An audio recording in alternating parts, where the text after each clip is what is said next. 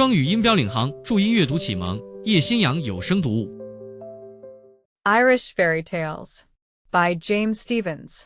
Contents: The story of Tuan Mac Carroll, the boyhood of Finn, the birth of Bran, Oia Sion's mother, the wooing of Beckfala, the little brawl at Allen, the Carl of the drab coat, the enchanted cave of Csh Corin, Bikuma of the white skin, Mongan's frenzy, the story of Tuan Mac Carroll. Chapter 1. Finian, The abbot of Moville, went southwards and eastwards in great haste. News had come to him in Donegal that there were yet people in his own province who believed in gods that he did not approve of, and the gods that we do not approve of are treated scurvily, even by saintly men. He was told of a powerful gentleman who observed neither Saint's Day nor Sunday. A powerful person, said Finian. All that, was the reply. We shall try this person's power, said Finian. He is reputed to be a wise and hardy man, said his informant. We shall test his wisdom and his hardihood. He is, that gossip whispered. He is a magician. I will magician him, cried Finian angrily. Where does that man live? He was informed, and he proceeded to that direction without delay. In no great time he came to the stronghold of the gentleman who followed ancient ways, and he demanded admittance in order that he might preach and prove the new God, and exorcise and terrify and banish even the memory of the old one. For to a god grown old time is as ruthless as to a beggar man grown old. But the Ulster gentleman refused Finian admittance. He barricaded his house. He shuttered his windows, and in a gloom of indignation and protest he continued the practices of 10,000 years, and would not hearken to Finian calling at the window or to time knocking at his door. But of those adversaries it was the first he redoubt. Finian loomed on him as a portent and a terror. But he had no fear of time. Indeed, he was the foster brother of time, and so disdainful of the bitter god that he did not even disdain him. He leaped over the scythe. He dodged under it, and the sole occasions on which time laughs is when he chances on Tuan, the son of Carroll, the son of Muirdac Redneck. Chapter 2. Now Finian could not abide that any person should resist both the gospel and himself, and he proceeded to force the stronghold by peaceful but powerful methods. He fasted on the gentleman, and he did so to such purpose that he was admitted to the house, for to an hospitable heart the idea that a stranger may expire on your doorstep from sheer famine cannot be tolerated. The gentleman, however, did not give in without a struggle. He thought that when Finian had grown sufficiently hungry, he would lift the siege and take himself off to some place where he might get food. But he did not know Finian. The great abbot sat down on a spot just beyond the door, and composed himself to all that might follow from his action. He bent his gaze on the ground between his feet, and entered into a meditation from which he would only be released by admission or death. The first day passed quietly. Often the gentleman would send a servitor to spy if that deserter of the gods was still before his door, and each time the servant replied that he was still there. He will be gone in the morning, said the hopeful master. On the morrow the state of siege continued, and through that day the servants were sent many times to observe through spy-holes. Go, he would say, and find out if the worshipper of new gods has taken himself away. But the servants returned each time with the same information. The new druid is still there, they said. All through that day no one could leave the stronghold, and then enforced seclusion wrought on the minds of the servants, while the cessation of all work banded them together in small groups that whispered and discussed and disputed. Then these groups would disperse to peep through the spy-hole at the patient, immobile figure seated before the door, wrapped in a meditation that was timeless and unconcerned. They took fright at the spectacle, and once or twice a woman screamed hysterically, and was bundled away with a companion's hand clapped on her mouth, so that the ear of their master should not be affronted. He has his own troubles, they said. It is a combat of the gods that is taking place. So much for the women. But the men also were uneasy. They prowled up and down, tramping from the spy-hole to the kitchen, and from the kitchen to the turreted roof. And from the roof they would look down on the motionless figure below, and speculate on many things, including the staunchness of man, the qualities of their master, and even the possibility that the new gods might be as powerful as the old. From these peepings and discussions they would return languid and discouraged. If, said one irritable guard, if we buzzed a spear at the persistent stranger, or if one slung at him with a jagged pebble. What? His master demanded wrathfully. Is a spear to be thrown at an unarmed stranger? And from this house. And he soundly cuffed that indelicate servant. Be at peace all of you, he said, for hunger has a whip, and he will drive the stranger away in the night. The household retired to wretched beds. But for the master of the house there was no sleep. He marched his halls all night, going often to the spy-hole to see if that shadow was still sitting in the shade, and pacing thence, tormented, preoccupied, refusing even the nose of his favorite dog as it pressed lovingly into his closed palm. On the morrow he gave in. The great door was swung wide, and 2 of his servants carried Finian into the house. For the saint could no longer walk or stand upright by reason of the hunger and exposure to which he had submitted. But his frame was tough as the unconquerable spirit that dwelt within it, and in no long time he was ready for whatever might come of dispute or anathema. Being quite re-established, he undertook the conversion of the master of the house. And the siege he laid against that notable intelligence was long spoken of among those who are interested in such things. He had beaten the disease of Mugine. He had beaten his own pupil, the great Colmcille. He beat Tuan also. And just as the latter's door had opened to the persistent stranger, so his heart opened, and Finian marched there to do the will of God, and his own will. Chapter 3. One day they were talking together about the majesty of God and his love. For although Tuan had now received much instruction on this subject, he yet needed more. And he laid as close a siege on Finian as Finian had before that laid on him. But man works outwardly and inwardly. After rest he has energy. After energy he needs repose. So, when we have given instruction for a time, we need instruction, and must receive it or the spirit faints and wisdom herself grows bitter. Therefore Finian said, Tell me now about yourself, dear heart. But Tuan was avid of information about the true God. No, he said. The past has nothing more of interest for me, and I do not wish anything to come between my soul and its instruction. Continue to teach me, dear friend and saintly father. I will do that, Finian replied, but I must first meditate deeply on you, and must know you well. Tell me your past, my beloved. For a man is his past, and is to be known by it. But Tuan pleaded, Let the past be content with itself, for man needs forgetfulness as well as memory. My son, said Finian, all that has ever been done has been done for the glory of God, and to confess our good and evil deeds is part of instruction, for the soul must recall its acts and abide by them, or renounce them by confession and penitence. Tell me your genealogy, first, and by what descent you occupy these lands and stronghold, and then I will examine your acts and your conscience. Tuan replied obediently, I am known as Tuan, son of Carol, son of Murdak Redneck, and these are the hereditary lands of my father. The saint nodded. I am not as well acquainted with Ulster genealogies as I should be, yet I know something of them. I am by blood a Leinsterman, he continued. Mine is a long pedigree, Tuan murmured. Finian received that information with respect and interest. I also, he said, have an honorable record. His host continued, I am indeed Tuan, the son of Starn, the son of Sarah, who was brother to Partholin.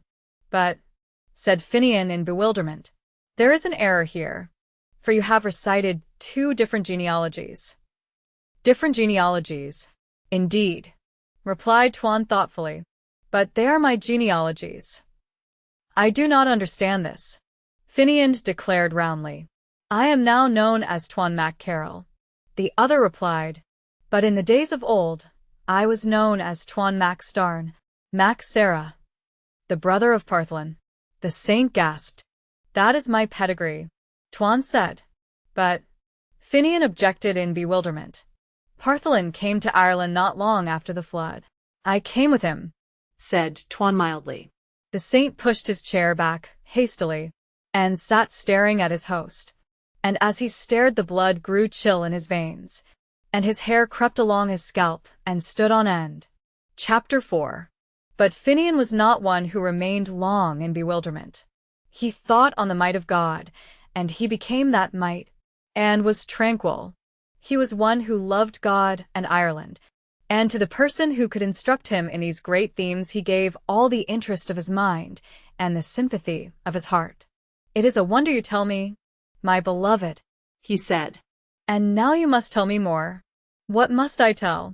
Asked Tuan resignedly. Tell me of the beginning of time in Ireland, and of the bearing of Partholon, the son of Noah's son. I have almost forgotten him, said Tuan.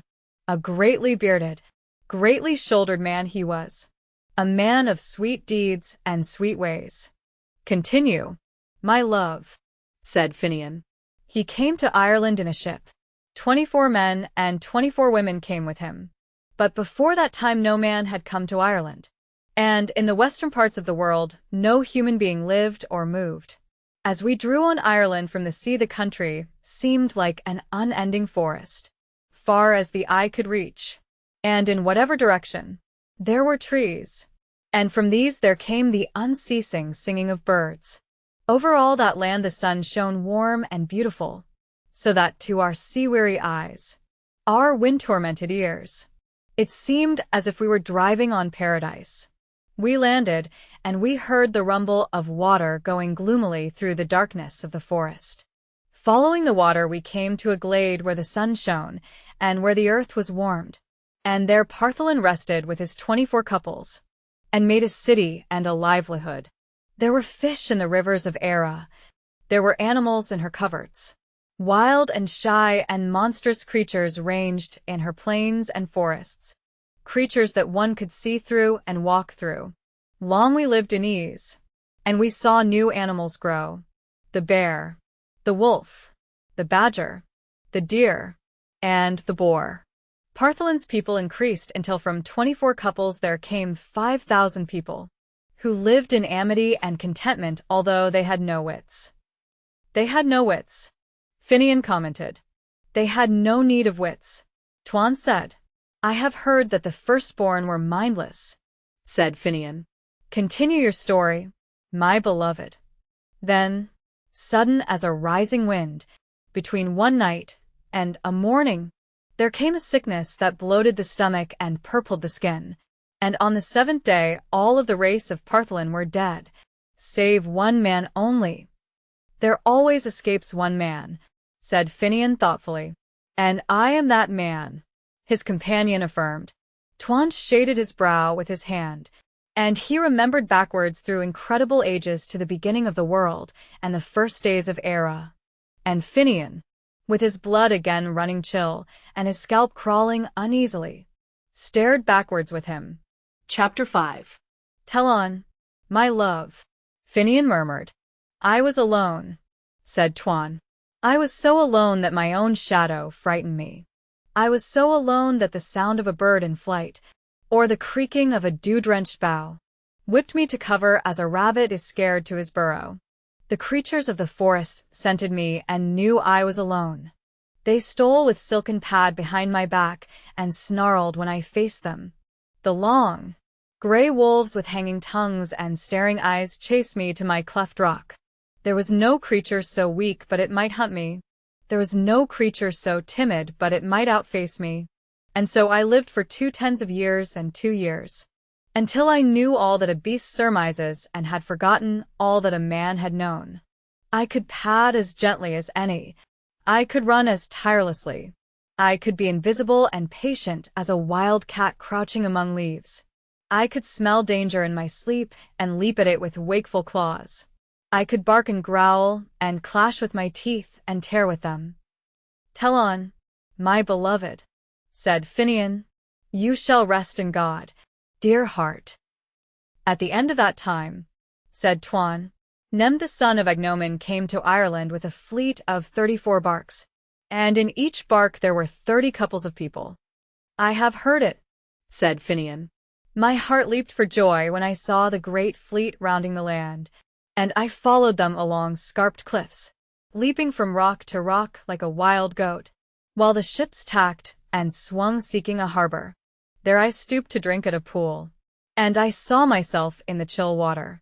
I saw that I was hairy and tufty and bristled as a savage boar, that I was lean as a stripped bush, that I was grayer than a badger, withered and wrinkled like an empty sack, naked as a fish, wretched as a starving crow in winter, and on my fingers and toes there were great curving claws, so that I looked like nothing that was known, like nothing that was animal or divine. And I sat by the pool weeping my loneliness and wildness and my stern old age, and I could do no more than cry and lament between the earth and the sky, while the beasts that tracked me listened from behind the trees, or crouched among bushes to stare at me from their drowsy covert. A storm arose, and when I looked again from my tall cliff, I saw that great fleet rolling as in a giant's hand. At times they were pitched against the sky and staggered aloft, spinning gustily, they're like wind-blown leaves. Then they were hurled from these dizzy tops to the flat, moaning gulf, to the glassy, inky horror that swirled and whirled between 10 waves. At times a wave leaped howling under a ship, and with a buffet dashed it into air, and chased it upwards with thunderstroke on stroke, and followed again, close as a chasing wolf, trying with hammering on hammering to beat in the wide-wombed bottom and suck out the frightened lives through one black gape. A wave fell on a ship and sunk it down with a thrust, stern as though a whole sky had tumbled at it, and the bark did not cease to go down until it crashed and sank in the sand at the bottom of the sea. The night came, and with it 1,000 darknesses fell from the screeching sky. Not a round-eyed creature of the night might pierce an inch of that multiplied gloom. Not a creature dared creep or stand, for a great wind strode the world, lashing its league-long whips in cracks of thunder, and singing to itself, now in a world-wide yell, now in an ear, dizzying hum and buzz, or with a long snarl and whine it hovered over the world searching for life to destroy.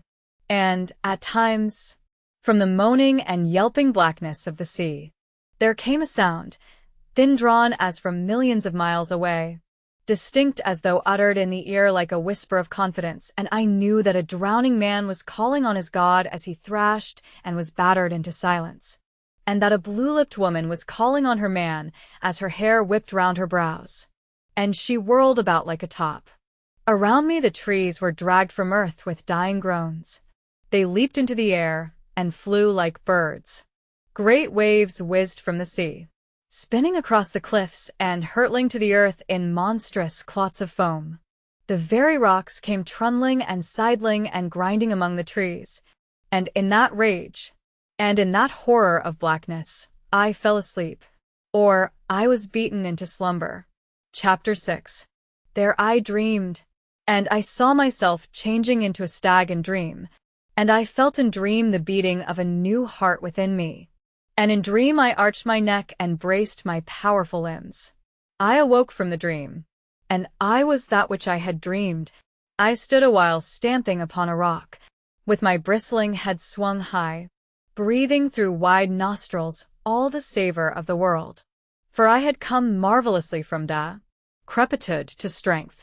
I had writhed from the bonds of age, and was young again. I smelled the turf, and knew for the first time how sweet that smelled. And like lightning my moving nose sniffed all things to my heart, and separated them into knowledge. Long I stood there, ringing my iron hoof on stone, and learning all things through my nose. Each breeze that came from the right hand or the left brought me a tale.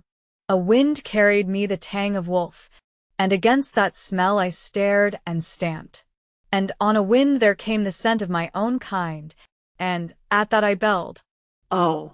Loud and clear and sweet was the voice of the great stag. With what ease my lovely note went lilting. With what joy I heard the answering call. With what delight I bounded, bounded, bounded, light as a bird's plume, powerful as a storm, untiring as the sea.